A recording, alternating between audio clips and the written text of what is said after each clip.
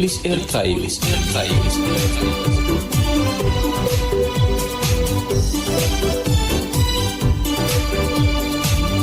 እዚ ድምጽ ፖሊስ ኤርትራ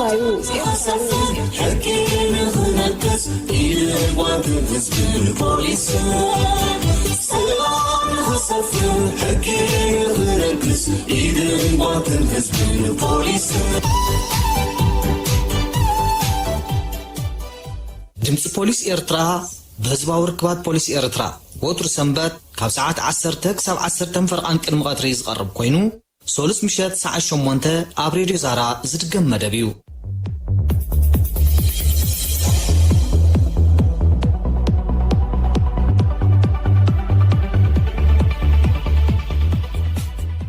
ብሬድዮን ሳተላይትን መደባትና ንኽትከታተሉ ምሳና ሓቢርኩም እትርከቡ ክቡራት ሰማዕቲ ድምጽ ፖሊስ ኤርትራ ከመይ ቀኒኹም?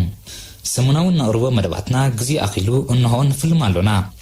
ኣብዚ ናይ ፍርቂ ሰዓት ፃንሖትና ብወገን መዋሃድን ቴክኒክን ምሳኹም እንጸንሕ ሙሴ ኪዳንን ኣቤል አብርሃምን ኢና። ዜና ፖሊስ ከነቐድም መስመር ንኤርምያስ ኣስፋሃ ክንረክብ።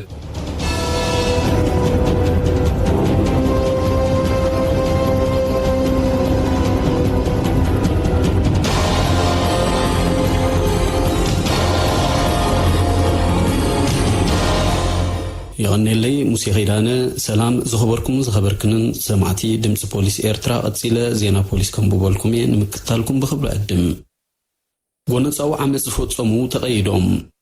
ኣምኑ ዞባ በሪኽ ጻዕዳ ክርስቲያን ኣብ ልዕሊ ክልተ ደቂ ኣንስትዮ ጎነጻው ዓመጽ ፈጸሙ ክልተ ተጠርጠርቲ ብምትሕባር ህዝቢ ከም ተታሕዙ ተፈሊጡ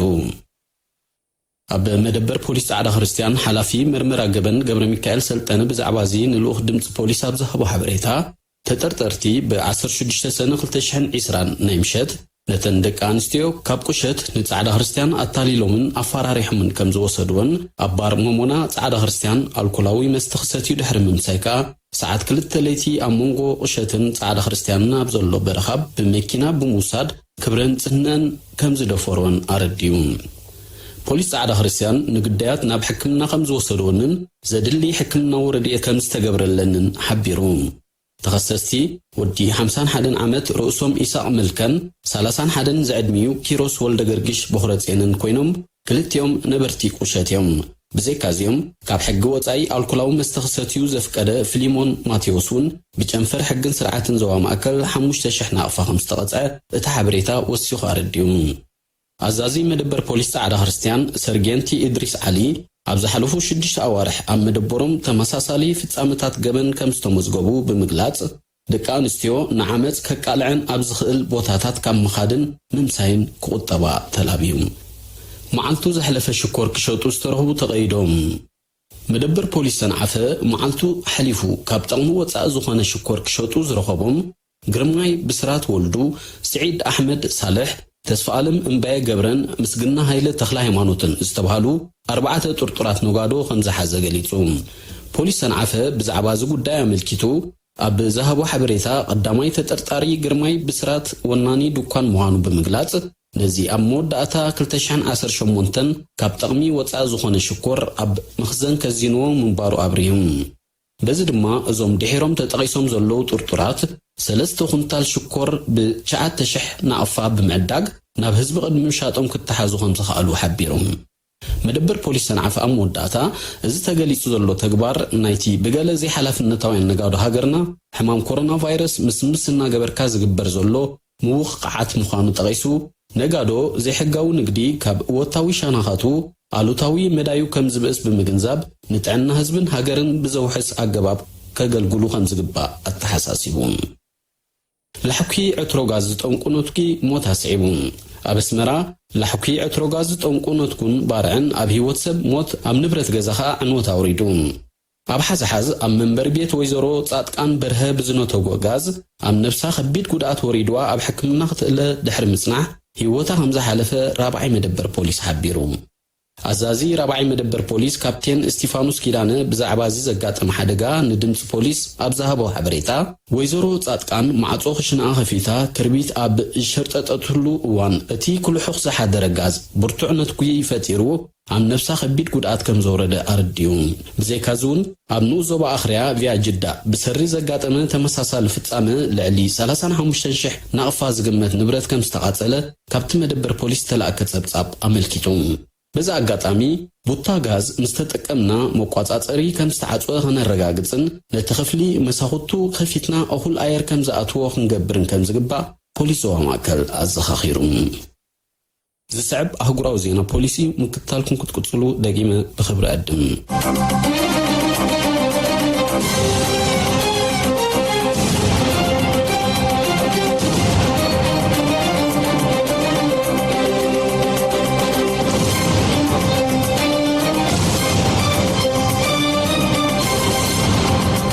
አህጉራዊ ዜና ፖሊስ ታይላንድ ሰመዚ ታይላንድ $2 ቢልዮን ዝዋግኡ ዕጸፋርስ አቃጺሎም ሰመዚ ታይላንድን ሚያንማርን 25 ቶናት ዝምዘን ልዕሊ $2 ቢልዮን አሜሪካ ዝዋግኡ ዕጸፋርስ ከም ዘቃጸሉ መርበባት ዜናተን ሃገራት አቃልሕን እቲ ዜና ከም ዘብርሆ ብጎልደን ትሪያንግል ማለት ወርቃዊ ስሉስ ኩርናዕ ዝፍለጥ ሚያንማር ላኦስን ታይላንድን ዝራኸባሉ ቦታዩ ናይዚ ኢንዱስትሪ ደረጃ ዝፈር ዘሎ አደንዛዝ ድራግ መካፋፈሊ ናብ ኤውሮፓን ኤስያን ኮይኑ ጸኒሑ ወላኳ ኣብዚ ግዜ እዚ ምህርቲ ኦፒየምን ምምስራሕ ሄሮይንን የንቆልቆል ኣብ ሚያንማር መፍራይቲ ሜታፌታማይን ዝተባህለ ዓይነት ዕጸፋርስ ይውስኽ ምህላውን ቀንዲ መናሃርያ ንሳተ ሃገር ሙኻናንዩ ዝንገር ምክትል አዛዝ ፖሊስ ታይላንድ ብዛዕባ ተኹነታት አልዒሉ ክዛረብ ከሎ እቶም መብዛሕትኦም መናእሰይ ዝኾኑ ዓማዊልን ነጋዶቲ አደንዛዚ ዕፀን ቀጥታ ብኢንተርኔት ይራኸቡ ምህላዎም ኣሰካፍ ኮይኑ ዘሎ ኢሉ ብብዝሒ ምዝርጉሕን ዋጋ ምግዳሉን ንተጠቀምቲ ዘተባብዕ ብምዃኑ ነቲ ጉዳይ ሓደገኛ ገይሩ ኣሎ ጸብጻባት ዓለማዊ ትካል ምቁጻር ናርኮቲክስ ከም ዝሕብሮ ቅድሚ ዓሚ 192 ሚልዮን ዓማዊል ካናቢስ ዝርከቦም ኣስታት 269 ሚልዮን ሰባት ተጠቀምቲ ዕጸፋርስ ነይሮም ልዕሊ 35 ሚልዮን ካብኣቶም ድማ ብሳዕቤናቲ ወልፊ ዝሳቀዮም እቲ ካብ ኩሎም ዓይነታት ድራግ ዝያዳ ተጓዳኢ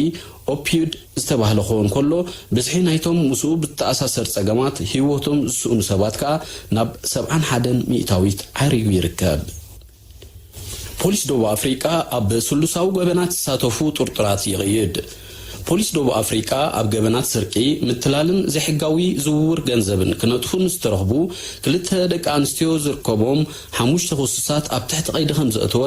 ኣፈኛ ፖሊስ ፕሪቶሪያ ኮሎኔል ካትለጎ ሞጋለ ገሊጹ ክሱሳት ሽቕለት ኣልቦነት ንዝፈጠሮ ማሕበራዊ ጸገማት ኣብ ምቅላል ካብ ዝነጥፉ ማዕከን ረድኤት ኮቪድ-19 ዝተፈላለዩ ሜላታት ብምጥቃም ብዙሑ ዘይተገልጸ ብርክት ዝበለ ገንዘብ ክሰርቁ ከም ዝኽኣሉ እቲ ኣፈኛ ወሲኹ ሓቢሩ ምዞም ኣብ ሶሻንጉቨ አተርጅን ማሙለድን ዝተባሃሉ ቦታታት እታ ከተማ ተታሒዞም ዘለው ኣስማቶም ዘይተገልጸ ጥርጥራት በስርቅን ዘይሕጋዊ ዝውውርን ዝተጠርያ ኸይኮና ዝተጠርጠራ ሬንጅ ሮቨር ኢቮክ ዝዓይነታ ናይ ሙቾት መኪና ትርከብን 5 መካይንን ዝተፈላለዩ ንብረታቱን ከም ኤግዚቢት ተታሒዙ ምህላው ሓበሬታቲ ኮሎኔል የነጽር بمسرت مجلتي كولونيل موغاله ጉዳይ ኩሱሳት ኣብ ንግዳዊ መጋባያ ከተማ ፕሪቶሪያ خرق ቆጸራ ተታሒዙሎ ናይ መወዳታ ዜና ፖሊስ አባይ ብሪጣንያ ንሰለስተ ወጻተኛታት ሰራቅቲ ን13 ዓመታት ክእሰሩ ትፈርድ ኣብ አባይ ብሪጣንያ አውራጃ ቸሳየር ብምእታው ንመንበር አባይት ሰብጸጋ ብፉሊ ዓላማ ገይሮም ክቡራት ስልማታት ዘጠቃለሉ ክብሪ ንዘሎም ጥረ ነገራት ንምዝማት መደብ ከም ዝነበሮም ዝተገልጹ ሰለስተ ዜጋታት ቺለ ብድምር ን13 ዓመታት ክቅየዱ ከም ዝተፈርዱ ተሓቢሩ እቶም ኣብ ዝሓጸረ ግዜ ገንዘብን ንብረትን ዘሚቶም ናብ ዓዶም ክዕዘሩ መደብ ዝነበሮም ገበነኛታት ኣባላት ሓደ ጉንጅለ ገበን ኮይኖም ኣብታ ሃገር ድሕሪ ምእታዎም ኣብ ቸሳየር ኣብ ዘሎ ውቁብ ኣባይታ ሃብታማት ዕውት ናይ ስርቂ ስርሒታት ከም ዘካየዱ ዘረጋገጹ ምንጭታት ሓደ እዋን ንሓደ ገዛ እናዘሞቱ ዝተዓዘቦም መንገደኛ ንፖሊስ ብምሕባሩ እከይ ውዲቶም ክፈሽል ከም ዝኽኣለ ተፈሊጡ ከም ውጽኢቱ ድማ ኣምናስፎርድ ኣልደርሊ ኤጅ ዊልምስሎውን ፕሬስቲቦሪን ዝተኻየደ 7 ገበናት ስርቂ ብዝተኣሳሰር ክሲ ተመስሪትሎም ምህላው ተፈሊጡሎ እንተሆነ ጥርጥራት ነዚ ቀሪቡሎም ዘሎ ክስታት በተደጋጋሚ ዘነጽግ ሞጎተታት ከቅርቡ ኳን ተጸንሑ 1-4 ዓመት ዝተረፉ ድማ ን4 ዓመትን 8 ኣዋርሕን ንኽእሰሩ ተፈሪዶም ምህላዎም እቶም ምንጭታት ወሲኾም ይሕብሩ ኣብታ ኣውራጃ ኣብዘን ዝሓለፋ ውሱናት ሳምንታት ብወጻእተኛታት ዝተኻየዱ ናይ ስርቂ ፍጻመታት ንኻልኣይ ግዜ የጋጥም ብምህላው ፖሊስ ምስ ኣባላት ሓለዋ ዶብታ ኣውራጃ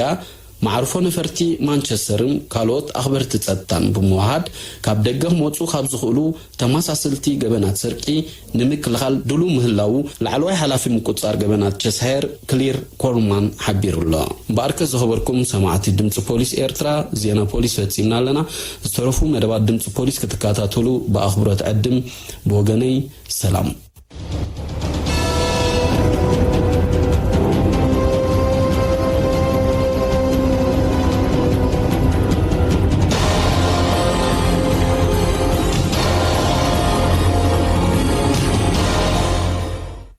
ኣብ መደብ ምክልኻል ገበን ካፒቴን ብርሃን ዘክራስ ምትርጉምን ኣድማዕነትን ማሕበራውን መንፈሳውን ክብርታት ሕብረተሰብ ኣብ ምግታእ ገበናት ኣተኩሮ ብምግባር ክብርታት መኾስኳስ ብሉጽ ኣገባብ ምክልኻል ገበን እዩ ብዝብል ኣርእስቲ ዘዳለዎ ጽሑፍ ኣሎ ክትከታተሉ ዕድሜናዩ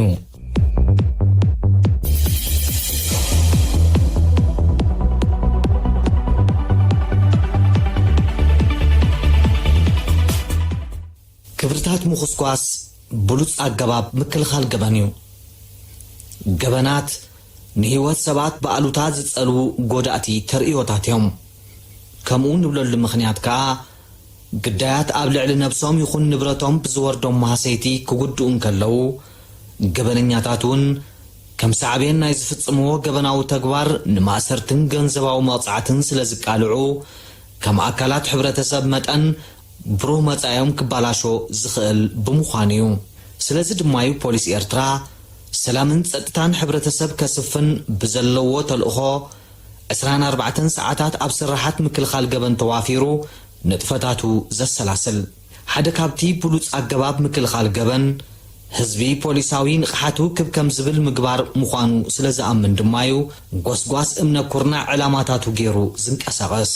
በኣኼባታት መልክዕ ዝወሃብ ሰሚናራት ብሬድዮን መጽሔትን ዝካየድ ኣስተምህሮታት ከዓ ጉላሓት መርኣያታት ናይ ዝካየዱ ዘለዉ ጎስጓሳት እዮም መሰረታዊ ዕላማ ናይቲ ዝካየድ ጎስጓሳት ጸጥታዊ ንቕሓት ህዝቢ ንምብራኽ እዩ ክንብል እንከለና እምበኣር ማሕበራውን መንፈሳውን ክብርታት ሕብረተሰብ ዝኽበረሉን ዝዕቀበሉን ኩነት ምፍጣር ማለት እዩ ኩልና ከም እንግንዘቦ መንፈሳዊ ክብርታት ኣብ ኣተዓባብያና ዘለዎም ቦታ ኣዝዩ ልዑል እዩ ሕማቕ ተግባራት ምፍጻም ሓጢኣት ምዃኑን ናብ ገሃነም እሳት ዘእቱ ምዃኑ ዝእምን ስነ ኣእምሮ ወኒና ከም እንዓቢ ዝገብሩና መንፈሳዊ ክብርታት እዮም ንገንዘብን ንብረትን እናማትካ ሙቁማት ምትላል ምዝማው ወዘተ ማሕበራዊ ተነጽሎ ዘኸትሉ ተነቀፍቲ ተርእዮታት ዝኾኑሉ ምኽንያት እምበኣር ንመንፈሳዊ ክብርታት ዘራኽሱን ሕብረተሰብ ዝእፈፎምን ዘይቅቡላት ተግባራት ብምዃኖም እዮም በዚ መንጽር ክርአ ከሎ እምበኣር እቲ ገበናት ናይ ምክልኻል ዕማም ንፖሊስ ጥራይ ዘይኮነ ንመላእ ሕብረተሰብ ዝምልከት ሓላፍነት ምዃኑ ኢና ንግንዘብ ከም ኣብነት ወለድን ተወሲድና ደቆም ብስነ ስርዓት ተመልሚሎም ከዓቢሎም እዮም ዝደልዩ ስለዚ ድማዮም ዘይሩም ተግባራት ክሪኢሎም እንከለው ሸለል ክብልዎም ዘይደልዩ ንኣብነት ከም ወለዲ መጠን ንሶም ዘይፈልጥዎ ገንዘብ ውላዶም ሒዙ እንተዳርዮሞ ካበይ ኣምፂኢካዮ መን ሂቡካ ወዘተ ብምባል ዘዋጥርዎ ከምዚ ዝገብሩሉ ምኽንያት ከዓ ሰሪቑ ዘምፅኦ ከይከውን እሞ ግዳይ ሕማቕን ኣነዋርን ልምዲ ብምዃን መጻኢ ህይወቱ ከይባላሾን ብሰንኩ ስሞም ከይከፍእን ስለዝሰግዩ ስለዚ ሰሪቑዎ እንተደኣ ኮይኑ ኣብ ግዚኡ ናብ ዋንኡ ከም ዝመልሶን ካብ ተመሳሳሊ ተግባራት ከም ዝቁጠብ ይገብሩ እንተዳኣለው ኣብቲ ገበናት ናይ ምክልኻል ስራሕ ይዋስኡ ምህላዎም እዩ ዘርእየና መራሕቲ ሃይማኖቱን ኣብ ቤተክርስትያን ይኹን ኣብ ዝተፈላለየ መንፈሳውን ማሕበራውን ኣጋጣሚታት ኣብ ዝገብርዎ ስብከትን ዝህብዎ መንፈሳዊ ኣስተምህሮን ወዲ ሰብ መንገዲ ጽድቂ ክኽተል ከም ዘለዎ እዮም ዝኩስኩሱ መንገዲ ጽድቂ ከዓ ካብ ኩሉቲ ኣብ ልዕሊ ሰባት ዝፍጸም ገበናትን በደላትን ሓራም ምዃኑ እዩ ገበን ሓጢኣት ምዃኑን ናብ ገሃነም እሳት ዘእቱ ርኹስ ተግባር ከም ዝኾነ ዘሰመር መንፈሳዊ ማዕዳ ካብቲ ዩኒፎርም ዝለበሱ ኣባላት ፖሊስ ዘካይድዎ ገበናት ናይ ምክልኻል ጎስጓስ ብምንታይ ክፍለ ይኽእል? ኣብ ኣብያተ ትምህርቲ እንተተመልከትናውን መምሃራን ነቲ ወለድን መራሕቲ ሃይማኖትን ዝኽተልዎ ኮስኳስ ህፃናትን መንእሰያትን ከንፀባርቑ ኢና ንዕዘብ። እዚ ከዓ ጥዕና ዘለዎ ሕብረተሰብ ንምህናፅ ዝካየድ ፃዕሪ ማዕረ ክንደይ ልዑል ምዃኑ እዩ ዘነፅረልና። ስለዚ ዋላ እኳ ፖሊስ ስርቂ፣ ምትላል፣ ብልሽውና፣ ግብረ ስጋዊ ገበናት፣ ትምየና፣ ዘይሕጋዊ ንግዲ ወዘተ ዝጠፍኣሉ ነፍሲ ወከፍ ዜጋ ርሂፁ ዝበልዓሉን ንሕጊ ተማእዚዙ ህይወቱ ዝመርሓሉን ባህሊ ኣብ ሕብረተሰብ ከስርፅ ብዘይ ምሕላል ይዓይ እንተሎ እዚ ሓላፍነት እዚ ንፖሊስ ጥራይ ዝምልከት ጌርካ ክውሰድ ኣይግባእን። ፖሊስ ህዝቢ ዩኒፎርም ዘይለበሰ ፖሊሲ ክብል እንከሎ ነዚ ዝተጠቕሰ ሓላፍነት ሕብረተሰብ ብምግንዛብ እዩ። ስለዚ ንክብርታትና ከም ተኽሊ ምኹስኳስ ብሉፅ ኣገባብ ምክልኻል ገበን ምዃኑ ተገንዚብና ፃዕርታትና ከነሐይል ይግባእ።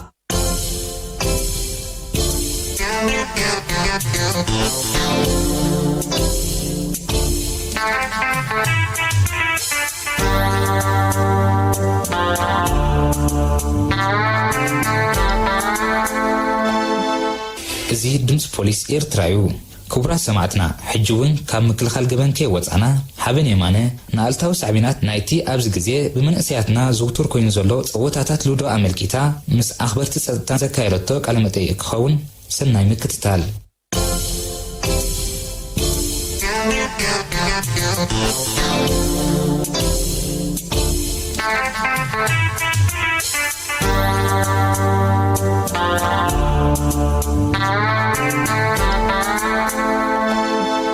ጌም ሉዶ ምቁማርዶ መሕለፍ ጊዜ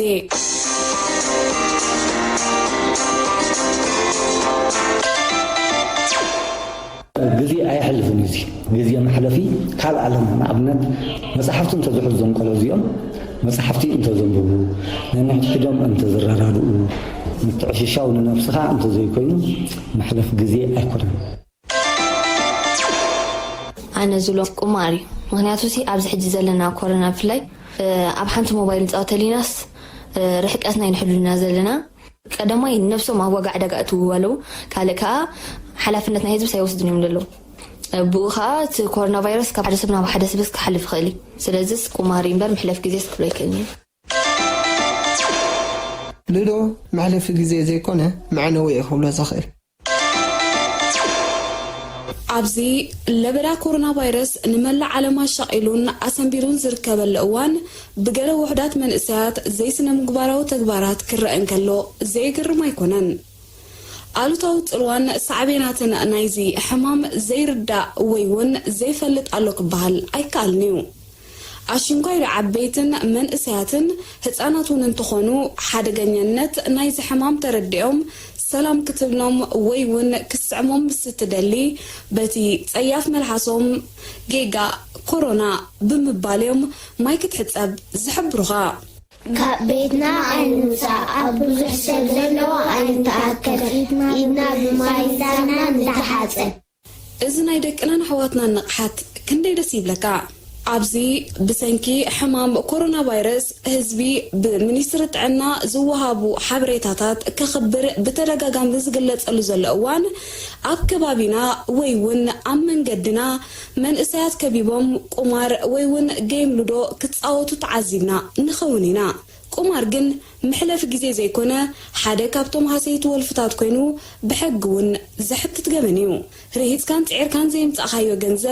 ገንዘብ ሓራም ከም ዝበሃል ብምቁማር ዝተረኽበ እቶት እውን ኣብ ቁም ነገር ክውዕል ኣይርአን እዩ። ኣብ ዝተፈላለዩ ኣጋጣሚታት ከም ዝግለጽ ምቁማር ልክዕ ከም ተላባእ ሕማም እዩ። ንሱ ብዝኸትሎ ሳዕቤናት ህይወትካ ኣብ ዋግዕ ዕዳጋ ተኣቱ ገንዘብካን ንብረትካን ይባኽን ኣብ ሓዳርካ ስራሕካ ዕለታዊ ምናባብሮኻ ወዘተ ዝኸትሎ ኣሉታዊ ሳዕቤናት ድማ ቀሊል ኣይኮነን። ወልፊ ቁማር ጉዙ ኣልኮላዊ መስተን ምንዝርናን ዝገብር ኣወላፍ ሕማም ብምዃኑ ኣደዳ ሕማም ክትከውን ዘሎ ትኽእሎ እውን ኣዝዩ ልዑል እዩ። ብዘይካ ዝተጠቕሰ ወልፊ ቁማር ንከም ስርቂ፣ ከትሪ፣ ዓመፅን ካልኦትን ዝኣመሰሉ ገበናዊ ፍጻሜታት ዘቃለ ሓደገኛ ልምዲ እዩ። ስለዚ ድማ ብሕጊ ዘቕፅዑ ብስነ ምግባር እውን ቅቡል ኣይኮነን። ብዘይካቲ ብምስምስ ምዝንጋዕ ኣብ እንዳ ሕፅኖት ዝካየድ ምቁማር ኣብ ዝተፈላለዩ ባራት ኣብያተ መሸጣ ስዋን ዝተፈላለዩ ከባቢታትን መንእሰያት ክቋመሩ ይረኣዮም ብዘይካቲ ኣብ መስርሕ ምቁማር ዝፈጥርዎ ባእስን ረበሻን ገንዘብ ክስእኑን ከለውን ኣብ ገበና ስርቅን ከትርን ክዋፈሩ ይረኣዮም ኣብዚ ዘለናዮ ተኣፋፊ መድረኽ ምቁማር ዘለዎ ኣሉታዊ ሳዕቤናት ኣመልኪቶም ኣባላት ፖሊስ ከምዚ ይብሉ ሽመይ ዓብለሎም ረዘናይ ባህል ኣባል ሸፈር ገበን መርመራ ኣጅብ ማለት እዩ ቅድሚ ኣብቲ ቁማር ምብፃሕና ዚ ኣብዛ ሃገርና ብዙሕ ዓይነት ፀዋታታት ኣሎ ካብዚ ብዙሕ ዓይነት ፀዋታታት ሓደ ቁማር ክንብሎ ንኽእል ማለት እዩ ሕጂ እዚ ቁማር ኣብቲ መጀመርታ እንተሪእናዮ ከም መዘናግዒ ኢሎም ዝፃወትዎ እዩ ዝመስል ማለት ምስቶም ካልኦት ዓይነት ፀዋታታት እንተሪእናዮም ከም ካርታ ከም ዱና ከም ኢንዶሚኖ ቁማር ኣብ እንዳ መርዓውቲ እውን ዝፃወተሉ ነገር ካርታ ብወረቐት ኣሎ እቲ ናይ ቀደም ፀዋታታት እውን ከም ደራራስ ሻሸት ዝበሃል ኣሎ ሕጂ እዚ ካብኡ ብዙሕ ዝፍለይ ኮነ ኣብቲ ፃወታ እንተሪኢኻ ካብኡ ዝፈልዮ እንተልዩ ቁማር ብገንዘብ ስለ ትፃወቶ ኣብ መወዳእታኻ ኣብ ዘየድሊ ነገር ስለ ዘእትወካ ኣብ ምስሓብ ስለ ዘእትወካ እዚ ይፈልዮ ሕፅር ዝበለ ቁማር ምፅዋት ቅቡል ኣይኮነን ብዓይኒ ሓገን ክትሪኦ ከለኻ ከም ብጉሩብካ ትፃወት ገንዘብ ምስ ተበላዕኻ ግን ምስቶም መፃወትካ ምስቶም ትፈትዎም ሰባት እዩ ዘበኣሰካ ስለዚ ቁማር ብዙሕ ፅቡቅ ኣይኮነን ክትፃወተሉ ማለት እዩ ግዜ ኣይሕልፍን እዚ ግዜ መሕለፊ ካልእ ኣለና ንኣብነት መፅሓፍቲ እንተዝሕዞም ቆልዑ እዚኦም መፅሓፍቲ እንተዘንብቡ ነንሕድሕዶም እንተዝረዳድኡ ምትዕሽሻው ንነብስኻ እንተዘይኮይኑ መሕለፍ ግዜ ኣይኮነን ግን ሙዶኸ ፅልኡ ኣብ መንእሰያት እንታይ ይመስል ኣብ መንእሰያትና ፅልኡ ዳርጋ ብዙሕ እኳ ኣይንብሎን ኣብዚ እዋን እዚ ግን ብብዝሒ ዳርጋ ዝፃወቱ መንእሰያትና ትርኢ ተኣኪቦም ርእሲ ንርእሲ ተዋሂቦም ክፃወቱ ትሪኦምካ ሕጂ ምዝ ዘለናዮ ኩነታት ምናልባት ክኸውን ኣይግብኦን ነይሩ ኣብዚ ናይ ኮሮና ቫይረስ ወይ ኮቪድ-19 ንዓለምና ኣጨኒቕዋ ዘሎ እዚ ከዓ ብምንታይ ዝመፅእ እንተልና ብምትንኻፍ እዞም ቆልዑ እዚኦም ኣብ ሓንቲ ሞባይሎም ዝፃወቱ ዘለዉ እዚ ነገር እዚ ግን ክሳብ ከይተጠናኸፍካ ኣብ ጥቓኻ ዘሎ ሰብ ብምስዓል ድዩ ብምትንፋስ ድዩ ክሳብ ከም ዝለግብን እንተተንኪፍካ ከዓ ካብ ኢድ ናብ ኢድ ከም ዝመሓላለፍን እዩ ዘርእየና ስለዚ ደቅና እዚ ክፃወትዎ ኣይተገብአን ኣይግባእን ምክንያቱ ነዚ ሕማም እዚ ንምትሕላፍ ዓብ ተራ ዘለዎ ኮይኑ እዩ ዝረኣየካ ንሕና ከምዚ ክንርኢ ከለና ዓገብ ክንብሎም ፋሕበሉ ክንብሎም ጥራሕ እዩ ዘለና መንእሰያትና ክገብርዎ ዘለዎም ነገራት ብዙሕ ነገር ኣለዎም ቀዳምነት ነዚ ንብሎ ዘለና ካብ ምትንኻፍ ክጥንቀቁን ክረሓሓቁን ይግባእ መንእሰይ ማለት መሰረት ምዕባለ ናይ ሓንቲ ሃገር እዩ እዞም ርኢና ከምዘይረኣና እንታይ ዘለና ሰባት ንጋገለና ክትብል ጥራሕካ ትኽእል ምክንያቱ ኣነ እንድሕሪ ከምኡ ሪኦ ሱቕ ኢለ ዝኸይድ ኮይነ እዞም ቆልዑ እዚኦም ገለ እንድሕር ሓደ ሰብ ፀኒሖ ዘቢዕዎ እሞ ወደይ እውን ስራሕ ወይ ጓለይ ምስኦም ክትፀኒሓ ኣብ ገዛይ ኣትሎ ማለት እዩ ስለዚ ኣብ ገዛና ንከይኣቱ ከይመፃና ከሎ ማይ ከይመፀ መገዲ ውሕድ ፅረቅ ከም ዝበሃል ዓገብ ክንብል ኣለና ኣነ ከመርሃዊ ብዛዕባ ፀወታ ጌም ሉዶ ክዛረብ ተኮይነ ሉዶ መሕለፊ ግዜ ዘይኮነ መዕነዊ እየ ክብሎ ዝኽእል ምክንያቱ ሉዶ ክትፃወት ከለኻ ክትሰዓር ግድን እዩ ኣብ ዝተሰዓርካሉ ከዓ ስለምንታይ ይሰዓር ማለይ ከማልስ ኣለኒ ኢልካ ክትሃላለኽ ኢልካ መሊስካ ብዘይተደለየ ግርጭትን በእስን ትበፅሕ ስለዚ ፀወታ ጌም ሉዶ ነብስናን ሰልናን ውዳእና ካብ ኮነ ስለምንታይ ዘይንገድፎ ካብ ሉዶ እንትርፎ ረቢሐ ዝበለ ሰብ ሰሚዕን ርአን እውን ኣይፈልጥኒ ብፍላይ ኣብዚ ዘለናዮ ግዜን ኩነታትን ንሕና ነብስና ኮይና ንስድራና ንሃገርና ክንከውን ኣለና እምበር ብዝረብሕን ዘይረብሕን ወልፍታት ጌም ሉዶ ክንትሰዓር ፅቡቅ ኣይኮነን ቁማር ሃምኻን ቀልብኻን ዝገዝእ ግዳይ በብዓይነቶም ገበናት ዝገብር ዘይተደላይ ልምዲ እዩ ብሰንኪ ቁማር ህይወቶም ዝሰኣኑ ኣካሎም ዝጎደሉን ንማእሰርቲ ዝቃልዑን ከም ዘለዉ ከዓ ዘይከሓድ ሓቂ እዩ ሕጂ እውን ብዛዕባ ዝመልኪትና ኣብ ምኽባር ፀጥታ ተዋፊሮም ንዝርከቡ መንእሰያት ኣዘራሪብና ኣሎና ከምዚ ድማ ይብሉ ሽመይ ሃይለ ተካየድ በሃል ኣባል ሚኒስትሪ ዕዮን ሰብኣዊ ድሕነትን እየ أتغند نجر زي مزانا قعيلهم سريح مودلو نمنسيات كمي غير كابتن السوم كم يعبلوا وي كابتن السوم كنا فعلوا كوجيلو كسرحلو زقبهم كمي غير كاتعنقفهم عبد مسأوديا زتمهز إلي أنا كزاربول انقفاتنا يمعبالي انقفاتنا يتنسخاك بصحوز دلخايو درجة زتمهز بمهزو اتن أبزل على درجة بس يحمزلوا ما تان عن كين ركبن أركيبنا الآن كين حلفن زمهزو أخويني يسمعني نازقن زمان إسياتنا مبيا يوم نايب حكي باقي يوم رئيس بلاد لودو كم مزاناقعي يمثل أبزل ساعات الزقن كم مزاناقعي ديكونه كم مقامر صعبينو اندا قد ديز خيد كاب قرشي ناب كل تقرشي ناب 15 ناب 5 ميتي كابي يمزق زخي من البات مزقوان زي أناي كوفيد 19 سب كم منقص تحريمو بمهلاو كم مزاناقعي يزاربوا له ويتقوموا لي هونو كم وديجن كلام مزانق عيال نديو انت حرت بلعنا دام خنا مسئي نمبر كنت كأنا تستبلعنا لا كابي كاب غزانا سألنا بغزانا خي انت غربيتنا غربس سألنا خي كثيرنا دي ولا عميسنا اب كم زي نزود قلنا زلو مهنات انت يوت علامه نصهم سريحه ما درجه مع بالو امي اذا سريحه ما زلو بخمي غير كعصفات سريحه كال عينت مهزوك تمهز كم زلك كندنا حسب بمصاوتناتهم دماني مصاوتناتهم نخون الله إذا كان ولا بزعنا كورونا ترايزي كنا نزارب زلنا ولا كورونا أنت ترى تولفت اللي كتسالي مالك سلازي زي ناي لودو مسوات هذي عبي صعبين يزلوا بعابي نتي ناي جيزي بخنتي مصلي تمزنقع والفي حتفوصلوا زي درجة كم زبصح نحنا نري نأمنون حجي في الله زنا يقوم أنا حجي لو من صوت مس صوت بلعي هاي لبلع أنا كل زي بلع لهم مثلا حد 10 شح تبلع لهم نحر 10 شح صوت أنا بلع 5 شح بلع 5 شح بلع فيستا قبر كندي كتبلع يعني تتبل عفو يرسعوا نايت شعوه راي فيستا قبر مخنياته السعيرة سلزبل مالتي السعيرة تتخسر كاي هاي فلتن السعيرة مبان حجي انتي دفعك صباحون كاون على خميس يتبل تأتو 3 شح العقين كان أبجبهان ما تنقف كمل سنة هم تنا كل تشح تبل إذا حجي حمامتي سلازي من إسيات صعبينات والفوق قمار تجنزيبهم كاوك الليو يقبع حبرة السبون بقمار زغطلو قد أترديو أب كبابيو قمار نزازو ترمان إسيات عقب كبلو من نزملكاتو خحبرن يقبع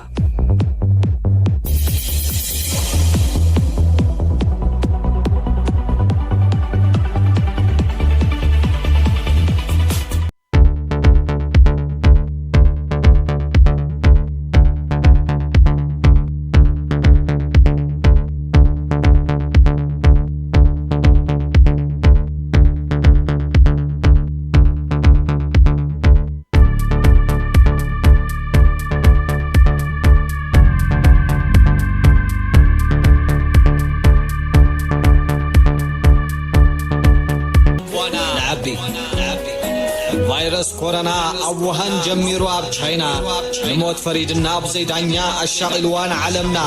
أنا ويتوان علمنا بو خينو زعبانا زربانا بزعبو خينو حسابنا بمرفاي حوي بكنينا ببالاتاين ناي موت ببركنا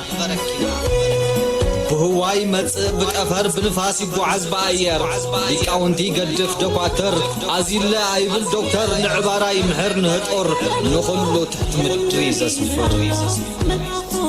كورونا فيروس بفرحي اسكيفنا بسققتا بمتنخاف زحلف بسلامتا بمستنفاس زحلف بوفتا تلابعي بزي دمصي بسلحتا حونتن بصاينتن توزيفان سلامتا بيدن مسع من تريفان اي تقربني ابزل خيخون هيوتك حلو هيوتي كتبون تعقس نقبر عقلي وريدنا ولادي مسولود زفلالي سباين سبيتن زفلالي حو مسحبت زفلالي كورونا فيروس زقتالي مدهاني تساين ومكلا خالي حزب عالم رزيفو خمت قصلي حتنا يبرخ نعبد بونا نمكتو نسعرون كورونا بمرح عقد محصابا اداونا بمتحق غاز زلنا تخافيلنا نملسنا بنبر نستفاتنا حتنا يبرخ نعبد بلبنا نمكتونس عرون كورونا بمرحق بمحصاب أداونا بمتعقق زلنا تخافيلنا